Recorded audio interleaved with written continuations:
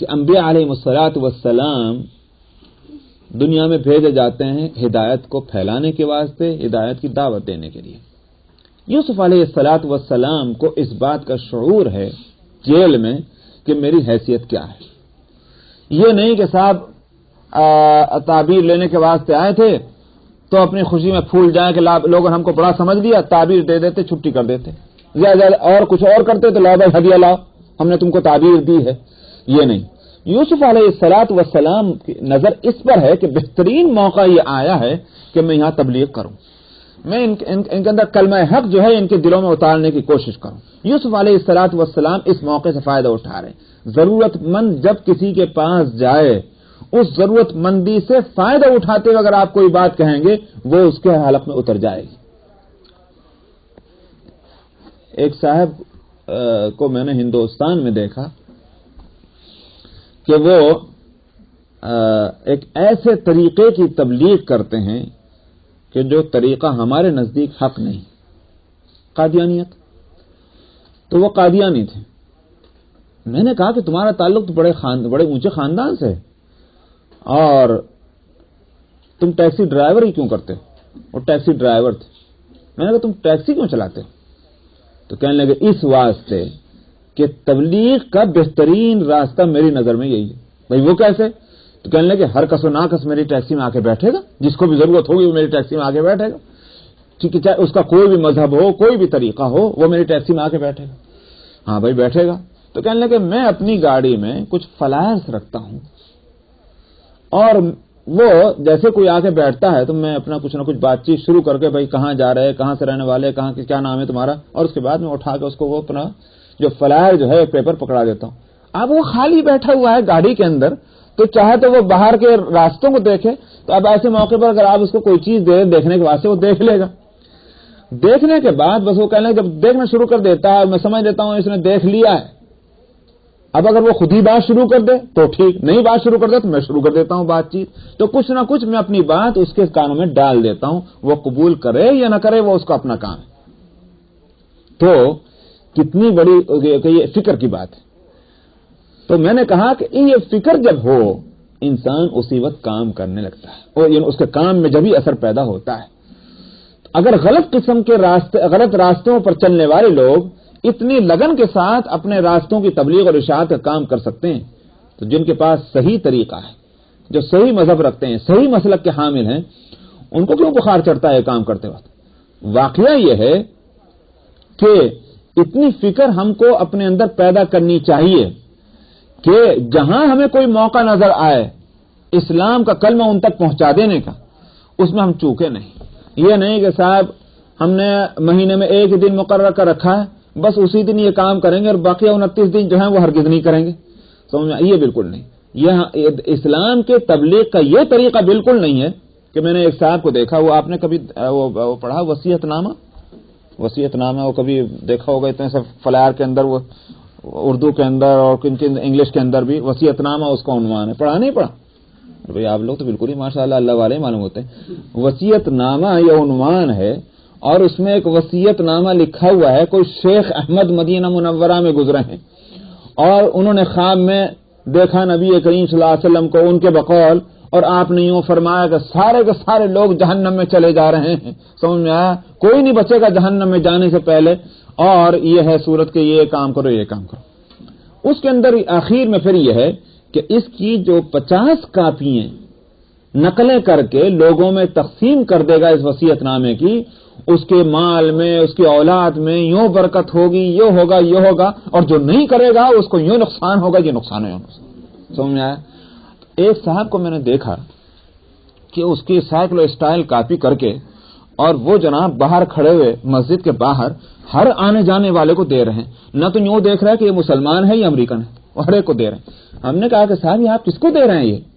یہ تو ان کو پڑھنا بھی نہیں آتا ہے، کہنے لگے مجھے 50 کاپی تقسیم کرنی، مجھے اس سے کوئی مطلب نہیں کون پڑھتا ہے کون نہیں پڑھتا۔ ارے بھائی یہ ہے، اگر تبلیغ اسی طرح ہو تو ظاہر ہے کہ اس کا کوئی فائدہ نہیں کہ صاحب ہم نے ایک دن مقرر کر لیا، ایک طریقہ مقرر کر لیا، اور اس کے حقیقت یہ ہے کہ انبیاء علیہ الصلوۃ والسلام کے تبلیغ کا، دعوت کے کام کا، تربیت کے کام کا طریقہ کیا ہے؟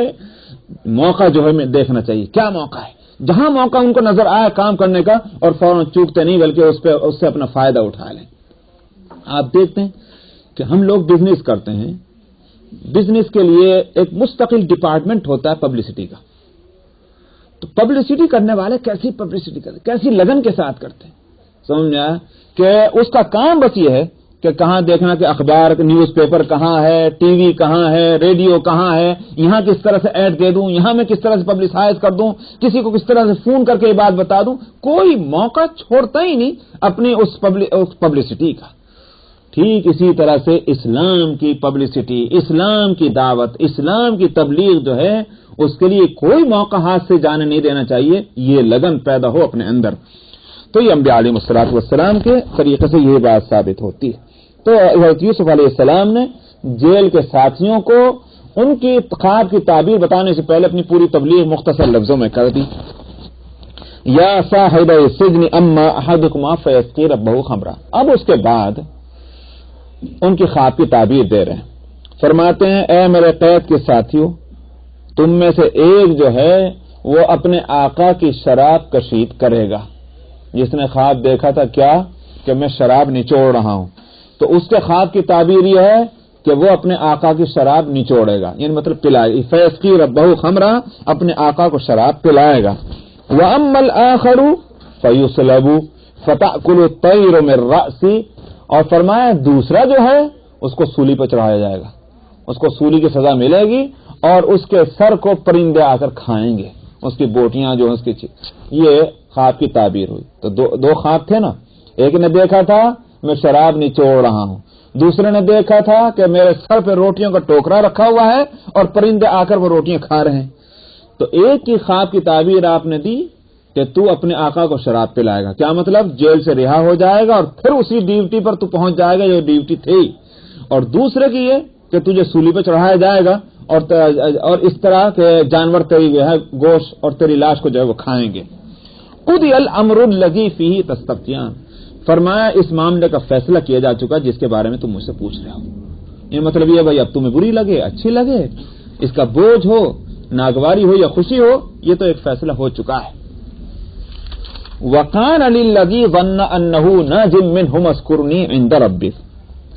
اب جس کو سولی دیا جانا، اب اس سے کیا کیا جائے سوائے اس سے کہ اس کو بیچارے کے ساتھ ایک ہمدردی کا اظہار کر دیا جائے اور کیا. لیکن وہ جو جس کے بارے میں یہ تھا کہ یہ یہاں سے چھٹے گا جیل خانے سے اور پھر اپنی اسی پوسٹ پر پہنچ جائے گا، تو اس سے آپ نے فرمایا. اور فرمایا اس کو کہ جس کے بارے میں ان کا خیال یہ تھا کہ یہ ان دونوں میں سے نجات پا جائے گا، اس سے آپ نے فرمایا اذکرنی عند ربک. اپنے آقا کے پاس جب جائے گا ذرا میرا ذکر کر دینا. کیا ذکر کر دینا؟ اس کو کچھ نہیں بتلایا. مطلب یہ کچھ نہ کچھ کہ ایک یوسف وہاں جیل میں ہے، ایسا ہے ویسا ہے، جو بھی تمہاری سمجھ میں آئے، لیکن کچھ نہ کچھ کہہ دینا وہاں جا کر. فَأَنْسَاهُ الشَّيْطَانُ ذِكْرَ رَبِّهِ. یہاں سے ایک بات یہ آئی سامنے کہ وسائل اور ذرائع اختیار کرنا توکل کے خلاف نہیں ہے. یہاں تک کہ سفارش بھی وسائل اور ذرائع میں ہے. کسی سے یوں کہنا بھائی ہماری سفارش کر دینا، کوئی بری بات نہیں. ہرگز یہ نہیں سمجھنا چاہیے کہ یہ توکل کے خلاف ہے یا یوں کہیے کہ بلند مقامی اور اللہ کے فیصلوں پر راضی رہنے کے خلاف ہے، بڑی گھبراہٹ ہو رہی ہے، بڑی بے چینی ہو رہی ہے. نہیں، ایسا نہیں. یہ سارے وسائل اور ذرائع ہیں. آدمی کو اگر کھانا کھانا ہے تو یہ کوئی کمال نہیں ہے کہ آدمی یہ کہہ دے کہ مجھے تو اللہ رازق ہے تو اللہ میں لقمے بنا کے میرے حلق میں اتارے. اللہ کر سکتے ہیں ایسا کام، لیکن ظاہر ہے کہ اللہ کی قدرت کو آزمانا ہے. بندے کی بندگی اسی میں ہے کہ کھانا کھانے کے اور دو طریقے ہیں، ان طریقوں کو اختیار کرے. بھئی کھانا پکواؤ یا پکاؤ اور اس کے بعد لے کے بیٹھو اور کھاؤ اپنے ہاتھوں سے، یہی طریقہ ہے. تو سید الانبیاء صلی اللہ علیہ وسلم ہوں یا اور انبیاء ہوں یا اور اولیاء اللہ ہوں، جن کو بھوک لگی کھانا اسی طرح کھائے. یہ ہرگز نہیں ہوا کہ صاحب اللہ میاں کی طرف سے ایک فرشتہ مقرر کر دیا گیا وہ آ کر کے کھانا کھلایا جائے. یہاں وہ بات یاد رکھنے کی ہے کہ نبی کریم صلی اللہ علیہ وسلم نے ایک موقع پر جو یہ فرمایا ایکم مثلی یطعمونی ربی ویسقینی، وہ موقع وہ تھا کہ بعض حضرات صحابہ نے یہ فیصلہ کیا کہ ہم تو رات بھر جاگا کریں گے، ہم نہیں سونے کے. ایک نے فیصلہ کیا میں ہمیشہ روزہ رکھوں گا، کبھی روزہ چھوڑنے کا نہیں. تیسرے نے فیصلہ کیا میں کبھی شادی نہیں کروں گا. کیوں؟ اللہ کے واسطے. یہ تین جوانوں نے تین فیصلے کیے. نبی کریم صلی اللہ علیہ وسلم کو جب بات معلوم ہوئی تو آپ نے ان کو روکا، اس سے یہ بالکل غلط ہے، یہ طریقہ صحیح نہیں ہے۔ تو اب یہ خیال آیا ہوگا کہ آپ تو کھاتے نہیں، آپ تو پیتے نہیں، ہمیں روک رہے ہیں۔ نبی کریم صلی اللہ علیہ وسلم کا معاملہ تو یہ کہ آپ گھر میں پہنچے، پوچھا کچھ ہے کھانے کو، اگر ہے تو سبحان اللہ کھا لیا، روزہ کھول لیا، اور اگر نہیں ہے تو دوسرے دن پھر روزہ رکھ لیا۔ تو روزے پر روزہ چلا جا رہا ہے نبی کریم صلی اللہ علیہ وسلم کا۔ آپ کی حالت یہ اور دوسروں کو آپ ایسا کرنے سے روک رہے ہیں۔ آپ نے فرمایا ایکم مثلی، تم میں میرے جیسا کون ہے؟ یطعمنی ربی ویسقینی، مجھے میرا رب کھلاتا اور پلاتا ہے۔ وہاں محدثین کہتے ہیں کہ وہ کھلانے اور پلانے سے یہ مراد نہیں ہے کہ واقعتاً اللہ میاں جو ہے وہ لقمے بنا بنا کر یا ٹرے سجا سجا کر کے جو ہے فرشتوں کے ذریعے سے بھیج رہے ہیں اور نبی کریم صلی اللہ علیہ وسلم کھا لیتے ہیں۔ ایسا نہیں ہو سکتا کہ مادی غذا نبی کے پاس آئے اور نبی تنہا اس کو کھا جائیں، یہاں تک کہ گھر کے اندر جو ہے وہ زوجہ اور اہلیہ جو ہیں وہ بھی محروم رہ جائیں۔ ہرگز وہ مادی غذا مراد نہیں ہے، بلکہ وہاں مراد ہے روحانی غذا، یعنی وہ غذا کہ جس کے اللہ کی طرف سے وہ روحانی غذا کہ جس کے مل جانے کے بعد انسان کو وہی اطمینان، وہی تسلی رہتی ہے کہ جو ایک انسان کو مادی غذا کھا لینے کے بعد جو اطمینان حاصل ہوتا ہے۔ جب بھوک لگے نا تو پیٹ میں ایسی لگتی جیسے کھرچن لگ رہی ہو، سمجھ میں آیا؟ پیاس لگے تو حلق میں کانٹے پھنستے ہیں، اس وقت نہ کام کرنے کو دل چاہے نہ کسی سے بات کرنے کو دل چاہے، بھائی ذرا ٹھہر جاؤ، مجھے تو بہت بھوک لگ رہی، میرے سے بات بھی نہیں ہو رہی۔ یہ بے چینی ہے کہ نہیں ہے؟ انبیاء علیہ الصلوۃ والسلام کی صورت یہ ہوتی تھی کہ ان کو روحانی غذا ایسی ملتی تھی کہ پیٹ میں تو بھوک ہے، پیٹ میں تو غذا کی کمی ہے، مگر بے چینی طبیعت کے اندر نہیں۔ آپ دیکھتے ہیں غزوہ خندق کے اندر، غزوہ خندق میں صحابہ بھی مشغول ہیں، نبی کریم صلی اللہ علیہ وسلم بھی مشغول ہیں۔ صحابہ کو بھی بھوک لگ رہی ہے اور بھوک اتنی کہ پیٹ خالی۔ اب پیٹ تو آدمی سنبھالتا ہے پیٹ کے بوجھ کی وجہ سے، پیٹ میں سے جب غذا نہیں رہی ہے تو سیدھا کھڑا نہیں ہو جا رہا ہے۔ اب سیدھا کھڑا رہنے کے واسطے کیا کام کر رہے ہیں؟ پیٹ پہ پتھر باندھ لیا کہ بھئی پیٹ میں بوجھ رہے گا تو کھڑے تو ہو سکیں گے کم سے کم۔ آ کر نبی کریم صلی اللہ علیہ وسلم کے پاس عرض کیا، یا رسول اللہ ہماری تو یہ حالت ہو گئی کہ پیٹ پہ پتھر باندھ لیا ہم نے۔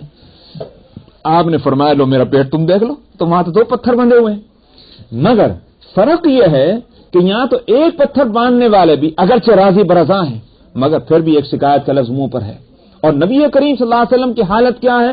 2 پتھر بدے ہوئے پھر بھی اطمینان اور تسلی ہے۔ تو یہ اطمینان اور تسلی اس روحانی غذا کی وجہ سے ہے کہ جو اللہ سبحانہ و تعالیٰ کی طرف سے مل رہی۔ جب بھوکا آدمی ہوتا ہے کمزوری ہوتی ہے، نقاہت ہوتی ہے، چلا نہیں جاتا، پھرا نہیں جاتا، لیکن نبی کریم صلی اللہ علیہ وسلم کے اندر کیا ہے کہ بھوک ہے، پیاس ہے، پیٹ کو پتھر بندھے ہوئے ہیں، لیکن اسی دوران اسی حالت میں کچھ ایک صحابی آئے، یا رسول اللہ ہمارا حصہ جو ہے جہاں ہم کھدائی کر رہے ہیں وہاں صورت یہ ہے کہ ایک چٹان بیچ میں آ گئی، ہم نے بہت محنت کر لی، وہ چٹان نہیں ٹوٹتی۔ اب ایک ہی راستہ ہے، وہ راستہ کیا ہے؟ اس خندق کے گویا یوں کہیے کہ راستے کو موڑ دیا جائے، بھئی چٹان کو بچا کر کے ادھر کو لے جائیں، مگر یہ اپنے اختیار سے تو نہیں کر سکتے، ملٹری کے ڈسپلن کے اور جماعت کے قانون کے خلاف۔ افسر سے جا کر پوچھئے، امیر سے جا کر پوچھئے، نبی اس وقت امیر ہیں لہذا آپ ہی سے جا کر پوچھیں گے کہ ہم کیا کریں، اس لیے حاضر ہوئے۔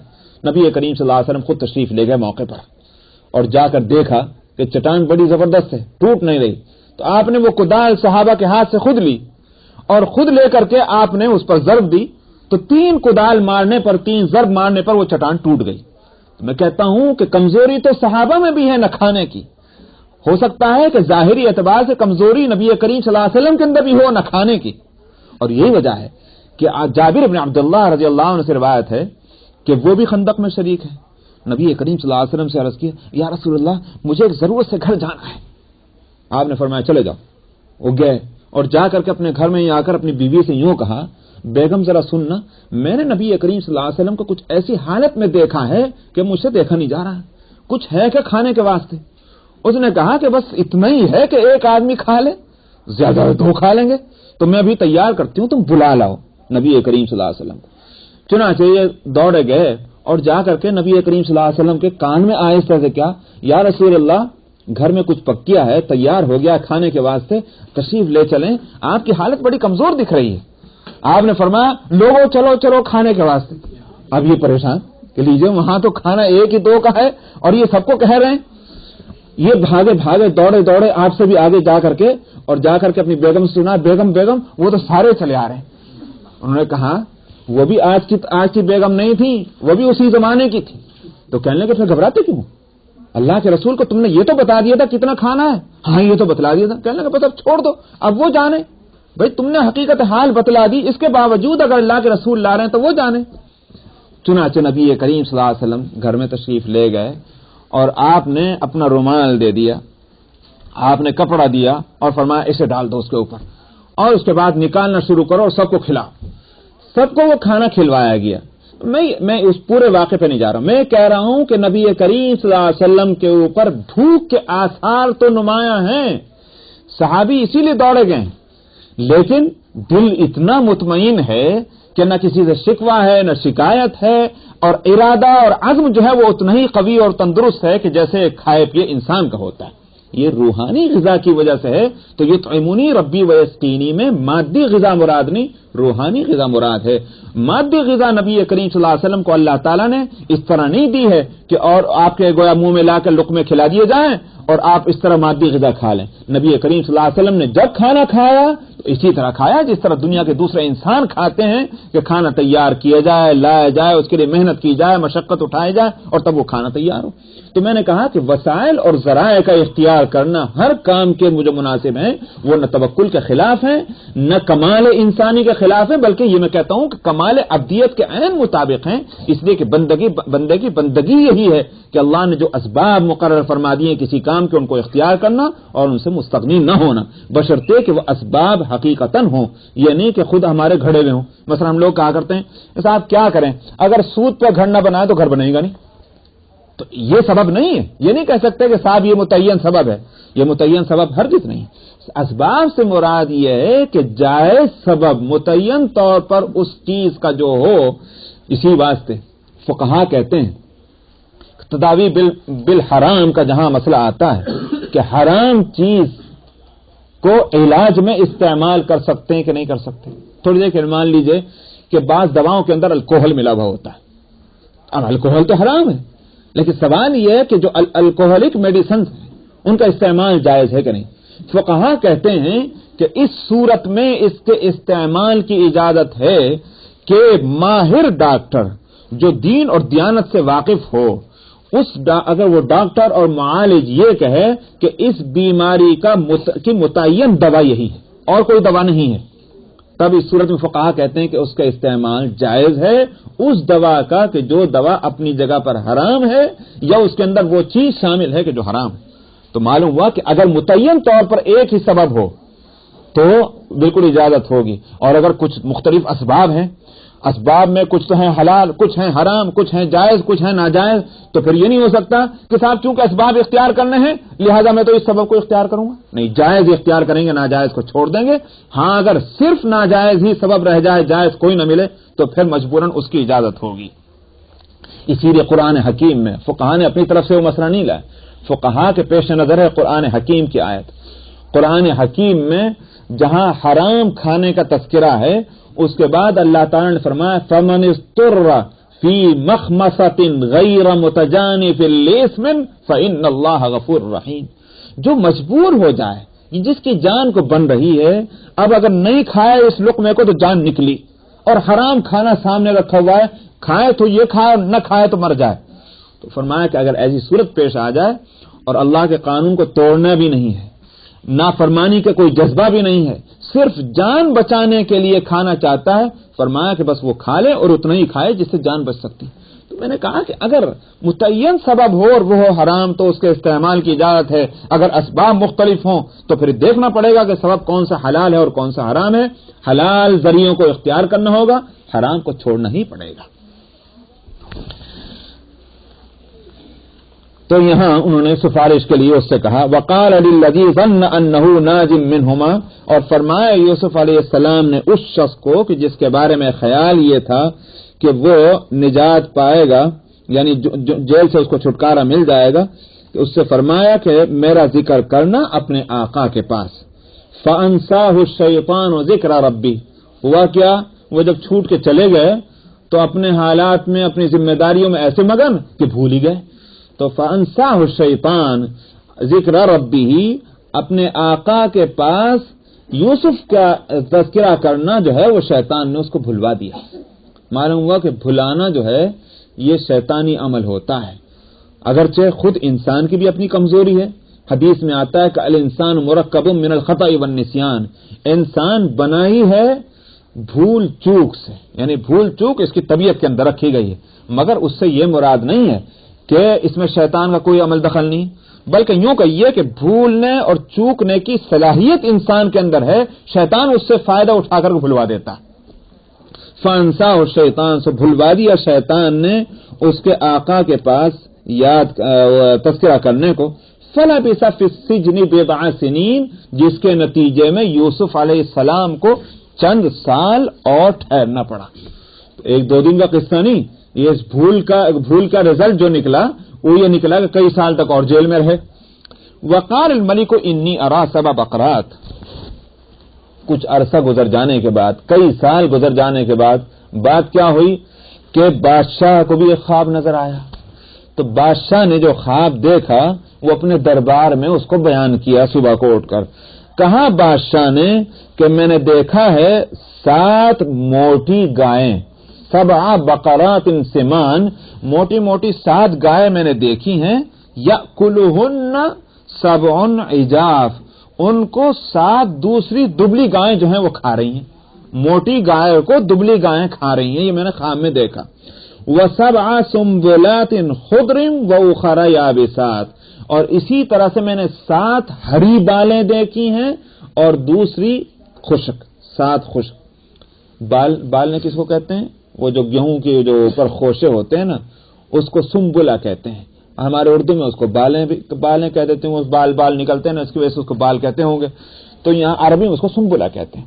تو جو گیہوں کے جو خوشے ہیں، فرمایا کہ بادشاہ نے کہا کہ 7 گائیں موٹی اور 7 دبلی دیکھی، مگر اس طرح کے دبلی گائیں جو تھی وہ موٹی گائیں کو کھا رہی، اور اسی طرح 7 میں نے ہری بالیں دیکھی گیہوں کی اور 7 میں نے خشک دیکھی۔ یا ایھا الملأ افتونی فی رؤیایا ان کنتم لرؤیا تعبرون، ادھر ہے وہ کرسی، آپ ادھر آ جائیے، ادھر سے پیچھے سے آ جائیے۔ تو اس نے کہا کہ میری جماعت یا میری قوم کے لوگوں، مجھے تم میری خواب کی تعبیر بتلاؤ اگر تم تعبیر دیا کرتے ہو۔ ان کنتم لرؤیا تعبرون، قالوا اضغاث احلام، ان کا کچھ سمجھ میں نہیں آیا کہ بھئی یہ خواب کیسا ہے، تو وہ کہنے لگے کہ تو اضغاث احلام۔ جب میں نے شروع میں سورہ یوسف کے شروع میں جہاں میں نے خواب کی بحث کی تھی، وہاں میں نے اضغاث احلام کا تذکرہ کیا تھا، اور میں نے بتایا تھا کہ جو پریشان خیالیاں ہوتی ہیں، جو دن میں پریشانی آئی، ذہن پریشان، دل پریشان، رات کو کچھ پریشانی کے خواب نظر آنے لگ جاتے ہیں، اور اگر دن میں بہت اچھے خوب خوش مست بالکل تفریح میں لگے ہوئے ہیں، رات کو بھی تفریح نظر آتی، تو یہ ہے اضغاث احلام، یعنی جس کو کہیے پریشان خیالی، جس کا دوسرا ترجمہ۔ تو انہوں نے کہا کہ صاحب یہ ویسی پریشان خیالی ہے، وہ اضغاث احلام ہے، وما نحن بتعبیر الاحلام بعالمین، اور بعالمین، اور ہم جو ہیں اضغاث احلام کے ہم عالم نہیں ہیں، پریشان خیالی کی کیا تعبیر دی جائے ہم نہیں جانتے۔ وقال الذي نجا منهما وادكر بعد امة انا انبئكم بتأويله فارسلون، وہ جو تھا وہ کھانے کا وہ ذمہ دار جس نے خواب دیکھا تھا اور یوسف علیہ السلام کی تعبیر کے مطابق وہ بچ کر کے نکل گیا تھا، اس کو چھٹی مل گئی تھی جیل سے، اور پھر وہ ساقی بن گیا تھا بادشاہ کا، وہ بھول گیا تھا اب تک، اب یاد آیا۔ بادشاہ نے جب خواب کا تذکرہ کیا اور سب نے خواب کی تعبیر نہیں بتلائی، اسے یاد آیا ارے جیل میں خواب میں نے بھی دیکھا تھا اور یوسف نے خواب کی تعبیر دی تھی۔ میں کہا کرتا ہوں کہ یوسف علیہ السلام کا بظاہر اسباب تو بہت بڑا احسان تھا اس شخص کے اوپر کہ جو جیل سے چھٹ کر کے پھر اسی پوزیشن پر بحال ہوا ہے۔ میں نہیں سمجھتا کہ عام حالات میں اس طرح کی بات کو لوگ بھول جاتے ہیں، یاد رکھنا چاہیے تھا اس کو، لیکن وہ بھولا یوسف علیہ السلام کے تذکرے کو۔ معلوم ہوتا ہے کہ یہ بھی اللہ کی طرف سے ہے، یہ اللہ کی طرف سے ہے کہ، اور نسبت شیطان کی طرف اس لیے ہے کہ یوں کہیے کہ حقیقی سبب اللہ کا، ظاہری سبب جو ہے اس میں شیطان کا۔ یہ ایسے ہی ہے کہ جیسے برائی پر آمادہ کون کرتا ہے؟ شیطان، مگر یہ نہیں کہ اللہ کے فیصلے کے برخلاف۔ اصل فیصلہ تو اللہ ہی کا ہے، مگر وہ حقیقی فیصلہ ہے، اور ظاہری گویا عمل جو ہوتا ہے وہ شیطان کا ہوتا ہے، اس کی نسبت شیطان کی طرف کی جاتی ہے۔ یہاں بھی اللہ کی حکمت اور مصلحت یہی ہے کہ شیطان کو چھوٹ دی جائے کہ وہ اس انسان کو بھلوا دے، کہ یوسف علیہ السلام کو جا کر تذکرہ کرے، وہ اس کو بھلوا دے، مگر اس میں اللہ کی حکمت ہے کچھ کہ یوسف علیہ السلام کچھ عرصے اور جیل خانے میں رہ لیں۔ ہو سکتا ہے کہ وہ مصلحت ابھی تک پوری نہ ہو رہی ہو جس کا تذکرہ میں نے گزشتہ ہفتے کیا تھا۔ یاد ہوگا میں نے کہا تھا کہ جیل میں یوسف علیہ السلام کے رکھے جانے کی ایک حکمت یہ سمجھ میں آتی ہے کہ وہ جو امراۃ العزیز نے جو ایک فتنہ کھڑا کر دیا تھا یوسف علیہ السلام پر تہمت کا، اگر یوسف علیہ السلام جیل میں نہ جاتے اور باہر ہی چلتے پھرتے تو ہمیشہ لوگ انگلیاں اٹھا اٹھا کر یہ کہتے کہ یہ تھا وہ جوان جس کا وہ قصہ ہوا تھا۔ یوسف علیہ السلام جیل میں رہے، اتنے دن رہے کہ لوگ بھول بھال گئے اس قصے کو، سمجھ میں آیا؟ تو یہ حکمت اور مصلحت ہو سکتی ہے، اور ہو سکتا ہے کچھ اور بھی حکمتیں رہی ہوں، بہرحال اللہ کی طرف سے یہ تھا معاملہ۔ تو بادشاہ نے جیسے ہی وہ خواب کا ذکر کیا تو اب اسے بھولا ہوا سبق یاد آیا۔ قالوا اضغاث احلام وما نحن بتعبير الاحلام بعالمين وقال الذي نجا منهما، اور کہنے لگا وہ کہ جو چھٹا تھا ان دونوں جیل خانے کے قیدیوں میں سے، جس کو جو چھٹی ملی تھی جیل سے، اس نے کہا اور اس کو یاد آیا ایک زمانے کے بعد، انا انبئکم بتأویلہ فارسلون، میں تمہیں اس خواب کی تعبیر بتلاؤں گا، ذرا مجھے بھیج دو۔ کہاں بھیج دو؟ جیل خانے۔ وہ قرآن حکیم میں اس لفظ کو اس لیے ضرور نہیں سمجھا گیا، وہ تو خود ہی سمجھ میں آ جائے گا کہاں بھیجنے کی بات ہو رہی، ذرا مجھے جیل میں جانے کی صورت میرے لیے کر دو، انتظام کر دو، میں تمہیں خواب کی تعبیر بتلاؤں گا۔ اب ظاہر ہے کہ جب خواب کی تعبیر بادشاہ کو دینی ہے، مسئلہ بادشاہ کا ہے، اور یہ شخص خواب کی تعبیر کا یقین دلا کر کہتا ہے مجھے جیل خانے جانے تو جانے دیا گیا ہوگا، اس واسطے اب اس کا بھی تذکرہ نہیں کہ گیا، کس طرح گیا، کب گیا، چلا گیا۔ وہاں پہنچنے کے بعد اس نے حضرت یوسف علیہ السلام سے جا کر عرض کیا، یوسف ایھا الصدیق، یوسف اے سچے انسان، افتنا فی 7 بقرات، آپ ذرا ہمیں اس خواب کی تعبیر دیں۔ یہاں سے ایک بات یہ سامنے آئی، اچھے لوگوں کے پاس جائیں تو اچھے الفاظ، اچھے القاب، اچھے آداب کے ساتھ ان سے بات کی جانی چاہیے۔ مثلا بزرگوں کی خدمت میں جائیں تو یہ نہیں کہ تو تراس سے بات کریں، سمجھ میں آیا، بلکہ یہ کہ ان کے پاس جائیں تو جو بھی مناسب الفاظ ہو سکتے ہوں، حضرت، جناب، اردو کے اندر یا انگلش کے میں آپ کہیں کہ سر، یا جو بھی ہو، جس زبان میں بھی آپ بول رہے ہیں، بڑوں کی خدمت میں جا کر اچھے الفاظ کے ساتھ ان سے خطاب کیا جانا چاہیے۔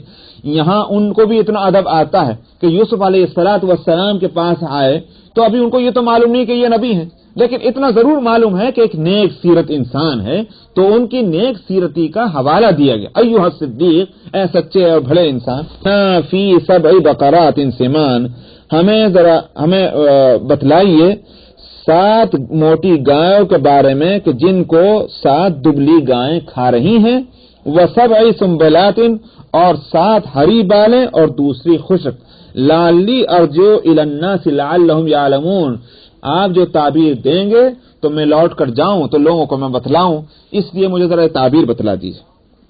حضرت یوسف علیہ السلام کو ذرا کمال تو دیکھیے کہ اسی انسان کو اس وقت یوں کہا تھا کہ ذرا میرا ذکر کرنا، جا کر سفارش کر دینا، سفارش نہیں کی، اس کے نتیجے میں کئی سال رہنا پڑا جیل میں، اور یہ پھر آنے کے بعد بجائے اس کے کہ کچھ وقت معاف کر دیجیے میں بھول گیا، آنے کے ساتھ پھر اپنی ایک درخواست پیش کر رہا۔ ہمارے جیسا کوئی انسان ہوتا تو کیا کرتا؟ تو نکل جائے یہاں سے کم وقت، تو سامنے ایک کام کہا تھا تیرے سے وہ تو ہوا نہیں، پھر آ گیا تو۔ لیکن نہیں، یوسف علیہ السلام نبی ہے، کوئی ذرہ برابر اس سے مواخذہ، گرفت کچھ نہیں، بلکہ یہ کہ جیسے ہی آیا ایک ضرورت مند بن کر، یہ شرافت کے خلاف ہے کہ ضرورت مند کی ضرورت مندی کا لحاظ نہ کیا جائے، اپنی ضرورت کو آگے رکھا جائے۔ یہ ہے بات انبیاء علیہ السلام کی۔ ٹھیک ہے ہم بھی ضرورت مند، لیکن جب ضرورت مند اپنی ضرورت لے کر آ رہا ہے تو پھر اس کی رعایت کرو، اپنی ضرورت مندی کو بھول جاؤ۔ تو یوسف علیہ السلام اس کو خواب کی تعبیر دے رہے ہیں۔ آپ نے فرمایا تم 7 سال تک مسلسل کھیتی کرو گے، یہ تعبیر ہے اس کی۔ فما حصدتم فذروه فی سنبلہ، اور تعبیر بھی دے رہے ہیں، مشورہ بھی دے رہے ہیں کہ دیکھو ایک بات اور بتلاؤں، تم جو کچھ کھیتی کاٹ لو گے تو اس کو فذروہ فی سنبلہ، جو کچھ تم کھیتی کرو گے تو اس کو بالوں میں تم چھوڑ دو باقی، یعنی مطلب وہاں سے نکال کر مت لاؤ. کہاں سے نکال کر مت لاؤ؟ کھیتوں میں سے نہیں کہا جا رہا، بلکہ یہ کہ تم دو چیزیں ہوتی ہیں نا، ایک تو کھیت کو کاٹا جاتا ہے اور اس کے بعد اس کو کھلیان بنا کر کے کھلیانوں میں اس میں سے گیہوں نکالا جاتا ہے. اس کو کیا کہتے ہیں؟ بولیے. گانا، گانا کہتے ہیں اس کو. ٹھیک ہے. اس پر پہلے تو یہ ہوتا تھا پرانا طریقہ دیسی کہ زمین میں اسے پھیلا کر کے اور اس پر وہ بیل اور جانور چلاتے تھے. اتنا چلتے چلتے چلتے چلتے اس کا بھوسا الگ اور گیہوں الگ نکل آتا تھا. اب تو خیر مشینیں ہیں، مشینوں سے کیا جاتا ہے کام. جس کو وہ گانا کہتے ہیں پنجابی میں، وہی ہے کہ جو تم، مگر وہ حسد یحسدو کے معنی ہے کاٹنا. تم جو کچھ کاٹ کر لے آؤ گے فذروہ فی سنبلہ الا قلیلا مما تاکلون، تو ان کو بالوں میں رہنے دو. کیا مطلب؟ اس کو گاہو مت، بالوں میں ان کو لگے رہنے دو سوائے اس حصے کے جس کو تم کھانا چاہتے ہو. یعنی کھانے کے بقدر تو نکال لو، بقیہ بالوں میں رکھ اس کو چھوڑ دو کھیتوں میں سے کاٹ کر لا کر کے. یہ مطلب نہیں کھیتوں میں کھڑا رکھ دو اور کھیتوں کو گھرا رہنے دو، وہ مطلب نہیں. فما حفظتم فذروہ فی سنبلہ الا قلیلا مما تاکلون، تو ان کو بالوں میں لگا چھوڑ دو سوائے اس تھوڑے سے کہ جس کو تم کھاؤ گے. یہ مشورہ ہے، اس کا خواب سے کوئی تعلق نہیں. ثم یأتی من بعد ذلک سبع شداد، فرمایا پھر اس کے بعد تمہارے اوپر 7 سال بڑے سخت آئیں گے. یأکلن ما قدمتم لہن الا قلیلا مما تحسنون، فرمائے جو تم نے پہلے سے بچا کر رکھا ہوا ہے بس وہی ان 7 سالوں میں تم کھاؤ گے سوائے اس تھوڑے سے کہ جو اس 7 سال میں تم نے بو لیا. یہ ہوتا ہے خشک سالی کے زمانے میں کہیں کہیں کو تھوڑا بہت اگاتا ہے تو وہ تھوڑا سا کچھ کھانے کو مل جائے گا، یا جو تم نے بچا کر رکھا ہوا ہے وہ تم کھا سکو گے. تو یہی ہے وہ جو 7 موٹی گاؤں کو 7 دبلی گائیں کھا رہی ہیں. تو خشک سالی کے زمانے میں انسان وہی کھائے گا کہ جو اچھے زمانے کے کوئی بچا ہوا جو رکھا ہوا ہے. فرمایا کہ ثم یأتی من بعد ذلک عام فیہ یغاث الناس وفیہ یعصرون، پھر اس کے بعد 1 سال ایسا آئے گا کہ جس میں لوگوں کو خوب سیرابی ملے گی. یغاث الناس، اچھی خوب بارش ہوگی اور اس میں لوگ خوب رس نچوڑیں گے. فیہ یعصرون یعنی مطلب 7 سال کی خشک سالی کے بعد پھر ایک اچھا سال آ جائے گا. مطلب یہ ایک نارمل سچویشن ہو جائے گی. یہ نہیں کہ وہ جو خشک سالی شروع ہوئی تو اب چلی جا رہی اس کا کوئی اینڈ نہیں. تو تسلی بھی اس میں اس کے اندر 3 چیزیں ہیں. خواب کی تعبیر بھی ہے، مشورہ بھی ہے، اور ساتھ میں اس کے بعد خوشخبری بھی ہے کہ 7 سال خشک جو گزرنے کے بعد پھر ایک وقت وہ آئے گا کہ جو تمہارے لیے پھر وہی خوشی اور فراوانی اور افراط مال کی صورت بن جائے گی. وقال الملک اتونی بھی، اب ظاہر بات ہے یہ خواب کی تعبیر معلوم کرنے کے بعد بھاگا گیا ہوگا وہاں اور جا کر کے بادشاہ کو خواب کی تعبیر سنائی ہوگی. اور خواب کی تعبیر ایسی کہ فٹ بیٹھ رہی بالکل خواب کے اوپر. بعض تعبیر تو ایسی ہوتی ہے کہ سمجھ میں نہیں آتا کہ کیسے تعبیر ہو سکتی ہے اس خواب کی، لیکن یہ تو ایسا کھلی ہوئی تعبیر ہے کہ ایک جاہل آدمی بھی ان پڑھ بھی سمجھ لے کہ ہاں واقعی تعبیر یہی ہو سکتی. تو بادشاہ کو جا کر جب یہ خواب کی تعبیر سنائی گئی ایسے ماحول میں کہ جب ملک کے سربرآوردہ اور منتخب اور سلیکٹڈ جو لوگ وہاں دربار میں موجود ہیں سب نے کہہ دیا نہیں یہ خواب نہیں، ہم نہیں جانتے اس کی تعبیر. ایسے عالم میں خواب کی تعبیر آئی اور ایسی آئی کہ دماغ اس کو قبول کر رہا ہے تو بادشاہ کتنا خوش ہوا ہوگا. چنانچہ بادشاہ نے کیا کہا، وقال الملک اتونی بہ، کہنے لگا ایسے باکمال آدمی کو تو ہمارے پاس لے کر آؤ. اتونی بھی، اس کو ہمارے پاس لے کر آؤ. کیوں؟ اس واسطے کہ اس کی جگہ جیل نہیں، اس کی جگہ ہمارا دربار ہے. ایسے ہیرا جیل میں جائے گا؟ تو یہ تھی مراد اس کی. فلما جاءه الرسول قال ارجع الى ربك فاسأله ما بال النسوة اللاتي قطعن ايديهن. اب وہ پہنچا وہاں بادشاہ کا پیغام لے کر جیل میں کہ یوسف نام کے جو جیل قیدی ہیں ان کے رہائی کا حکم آیا ہے بادشاہ کی طرف سے، ان کو چھوڑ دیجیے. اور دربار میں بادشاہ نے بلایا ان کو. ایسے میں کوئی اور ہوتا تو کیا ہوتا؟ بلکہ اور یہاں کہیے کہ ایک طرف تو یوسف علیہ الصلوۃ والسلام نے اس سے سفارش کرنے کو کہا تھا سمجھ میں آیا؟ جہاں اسی لیے میں اس وقت میں بولا تھا کہ یہ ایک تدبیر ہے، اس لیے میں بولا تھا کہ آپ حضرات یا کسی بھی اور آدمی کے دماغ میں بات آئے، کہاں تو یوسف علیہ السلام جیسے جلیل القدر پیغمبر اور کہاں ایک معمولی انسان سے سفارش کرا رہے ہیں، اور وہ بھی کہاں بادشاہ کے دربار میں، تو وہاں ایک سوال پیدا ہوتا تھا۔ قرآن پاک یہ آیت اور یہ واقعے کا یہ حصہ جو ہے یہ خود جواب دیتا ہے اس کا۔ ایک ایسے انسان کہ جو جیل کی زندگی میں بے چین ہو، پریشان حال ہو اور لوگوں سے سفارشیں کرا رہا ہو، جب اسے یہ پیغام ملے کہ تمہاری چھٹی، کیا کرے گا وہ؟ اس نے کہا کہ سامان میرا بعد میں آتا رہے گا، میں پہلے باہر نکل رہا ہوں، یہی ہوگا نہیں ہوگا؟ لیکن یوسف علیہ الصلوۃ والسلام یہ نہیں کر رہے ہیں۔ قال ارجع الی ربک، نہیں ابھی نہیں نکلوں گا، جاؤ اپنے آقا کے پاس جا کر کے پوچھو اور ان سے کہو کہ ان عورتوں کا قصہ کیا تھا۔ فَاسْأَلْهُ مَا بَالُ النِّسْوَةِ اللَّاتِي قَطَّعْنَ أَيْدِيَهُنَّ، بادشاہ سلامت سے جا کر پوچھو کہ ان عورتوں کا قصہ کیا ہے جنہوں نے اپنے ہاتھ کاٹے تھے۔ کیا مطلب ہوا؟ یہ اس لیے کہا جا رہا ہے کہ بھئی ایک تہمت میرے اوپر لگا کر مجھے جیل میں بھیجا گیا تھا، تہمت تھی نہیں بھئی، کہ امراۃ العزیز کے ساتھ انہوں نے جو ہے وہ برا کام کرنا یا ایک بدنیتی کا مظاہرہ انہوں نے کیا ہے، اور اس کی یوں کہیے کہ اس کے عصمت پر انہوں نے ہاتھ ڈالا، یہ الزام تھا۔ اس الزام کی وجہ سے جیل بھیجا گیا یوسف علیہ السلام کو۔ اگر اسی طرح سے یوسف علیہ السلام نکل کر آ جاتے تو معلوم یہ ہوتا کہ قصوروار تو ہیں، مگر بادشاہ نے کسی اور خوبی کی وجہ سے نکال کر اپنے اختیارات خصوصی سے ان کو باہر لیا ہے، یہ تو ہوتا۔ یوسف علیہ السلام نے کہا کہ یہ تھوڑی، یہ بات واضح ہونی چاہیے کہ میں قصوروار ہوں یا نہیں۔ تو ان عورتوں کا قصہ کیا ہے کہ جنہوں نے اپنے ہاتھ کاٹے تھے۔ فَاسْأَلُوا مَا بَالُ النِّسْوَةِ اللَّاتِي قَطَّعْنَ أَيْدِيَهُنَّ إِنَّ رَبِّي بِكَيْدِهِنَّ عَلِيمٌ، اور میرا رب جہاں تک ہے وہ تو ان کے چالوں کو جانتا ہے۔ یہ جو انہوں نے عورتوں نے چال کی تھی کہ مجھے جیل میں بھجوا دیا، میں بے قصور تھا، اپنے آپ کو بے قصور ثابت کیا اور مجھے قصوروار ٹھہرانے کے واسطے مجھے جیل بھیج دیا۔ میرا آقا تو جانتا ہے، مگر ذرا اپنے آقا سے بھی جا کر پوچھو کہ قصہ کیا تھا۔